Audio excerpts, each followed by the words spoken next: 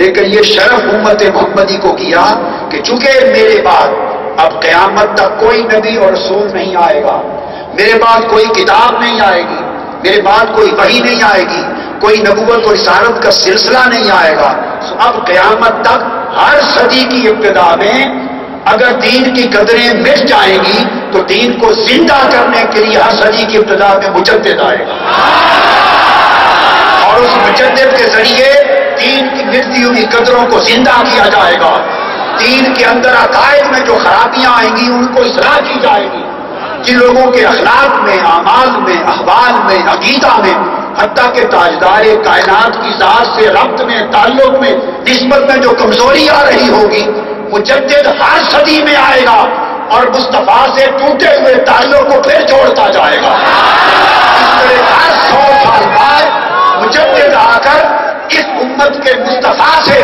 ٹوٹے ہوئے عشق کے تعلق کو، محبت کے تعلق کو، اتباع کے تعلق کو، غلامی کے تعلق کو بارہا ہر صدی میں مضبوط تر کیا جائے گا، اور 100 سال بعد پھر کمزوری آئے گی، پھر مجدد آئے گا۔ اور یہ مجدد دین کا سلسلہ حضرت امام مہدی تک جائے گا۔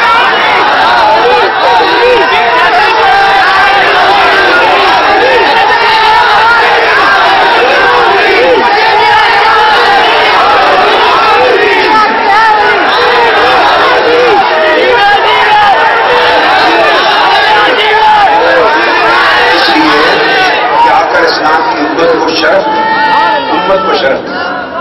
اس لیے پہلے ہر نبی کے بعد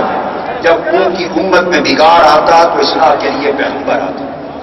ہر نبی کے بعد نبی آتا، ہر رسول کے بعد رسول آتا، مگر تاجدار کائنات آئے، فرمایا میرے آنے کے بعد نبوت اور رسالت کا سلسلہ ختم کر دیا، ختمت یہ نبوت اور رسالت ختم کر دی گئی، اور سلسلہ انبیاء اور سلسلہ رسول بند کر دیا گیا، کیونکہ میرے آقا اول الخلق تھے اور آخر الانبیاء۔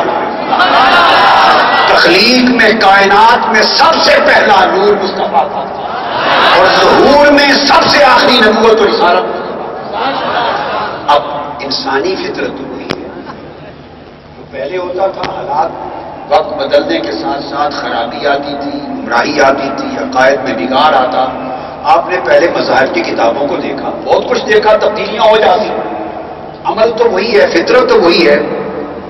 تو پھر نبی اور رسول آ کے اس کی اصلاح کر دیتے، پھر ریوائز کر دیتے، پھر ریوائز کر دیتے، پھر ریویو کروا دیتے، پھر اس کی اصلاح ہو جاتی۔ مگر جب آقا اسلام کی بعثت پر نبوت اور رسالت کا سلسلہ بند کر دیا تو نبوت اور رسالت کا بدل اللہ نے حضور کی امت کے لیے مجدد دین میں بدل دیا، اور قیامت تک جو کام پہلی امتوں کے انبیاء کرتے تھے، امت محمدی کا وہ کام حضور کی امت کے مجدد کرتے ہیں۔